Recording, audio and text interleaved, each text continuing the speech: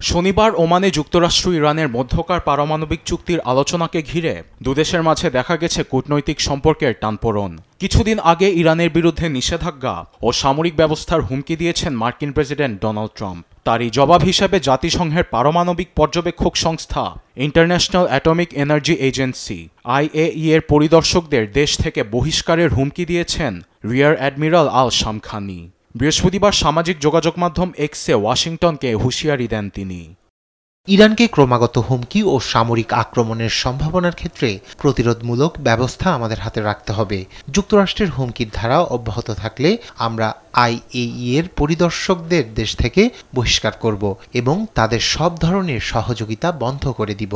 সেই সঙ্গে পারমাণবিক সমৃদ্ধকরণের উপকরণগুলো নিরাপদ স্থানে স্থানান্তরের বিষয়টিও বিবেচনায় রাখা হবে।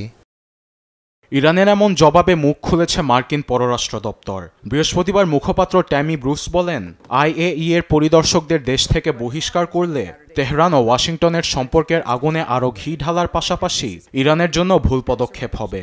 এক্ষেত্রে তেহরানকে আরও সতর্ক করেন মার্কিন পররাষ্ট্র দপ্তরের মুখপাত্র। It is a meeting to determine whether or not the Iranians are serious. And so that clearly would এদিকে ইরানকে সর্বোচ্চ চাপে রাখার বিষয়ে বৃহস্পতিবার ক্যাবিনেট বৈঠকে ব্যাখ্যা দিয়েছেন মার্কিন প্রেসিডেন্ট ডোনাল্ড ট্রাম্প। বলেন, বিশ্বকে পুনর্গঠনের জন্য পদক্ষেপগুলোর মধ্যে এটি একটি। ট্রাম্পের কথায় সায় জানান মার্কিন পররাষ্ট্রমন্ত্রী মার্কো রুবিও। শনিবার বিশেষ দূত স্টিভ উইটকফ ইরানের উচ্চ পর্যায়ের নেতার সঙ্গে বৈঠকে বসবেন বলে জানান তিনি। আরবিদ আফসার, নিউজ ডেস্ক, দেশ টিভি।